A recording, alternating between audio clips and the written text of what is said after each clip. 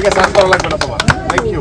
খেলাগুলা শিখছি Messi Ronaldo, মানে টিভিতে দেখতাম যে মেসি রোনালদো ম্যারাডোনা ওরা যে খেলতো টিভির মধ্যে, তার দর্শকে অনেক আনন্দ করতো। যে আমি মানে মনে মনে ভাবতাম যে একদিন দিয়ে এরকম যদি হতে পারতাম তাহলে কত ভালো হতো। কিন্তু আমি খেলার প্রতি মানে আমি খেলা অত বেশি পারতাম না, মানে খেলা মানে অত বেশি ভালো হতো না। তারপর একদিন রাইতে আমি ঘুমাইছিলাম, ঘুমানোর পরে আমি রাইতে স্বপ্ন দেখছি যে আমি অনেক ভালো মানে একটা পজিশন, মানে আমার দেখে মানুষ অনেক আনন্দ করতেছে, মানে খেলা দেখে অনেক আনন্দ করতেছে। তারপর আমার ফুটবলের প্রতি এত একটা আসক্ত পাচ্ছি, এটা বলার মতন না। তারপর আমার মানে বিভিন্ন কৌশল গুলো শিখছি। তারপর আমার ভাই আমার ভিডিও দেখে তারপরে হ্যান থেকে মানে ঢাকা থেকে রূপ পড়াইতেছে।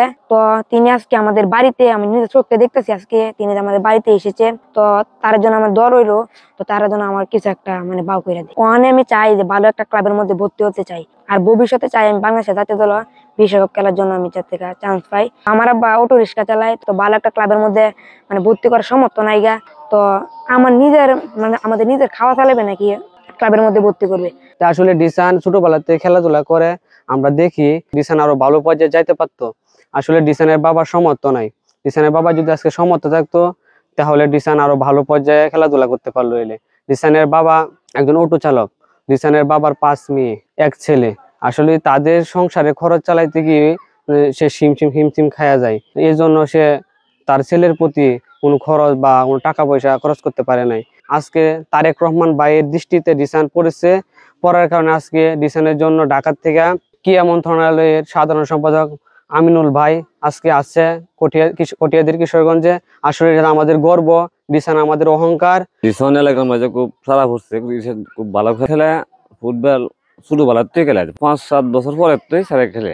এটা খরচ পাতি দিতে পারে না, গরিব মানুষ রিক্সা চালায় খা।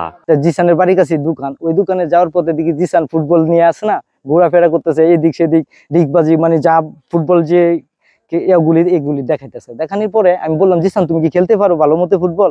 কহ আমি ভালো ফুটবল খেলতে পারি এবং রোনালদোর মতো শটও দিতে পারি। এটা আমার জন্য অনেক ভালো লাগছে। আমি বলি দেখি তুমি দেখাইতে পারো কিনা।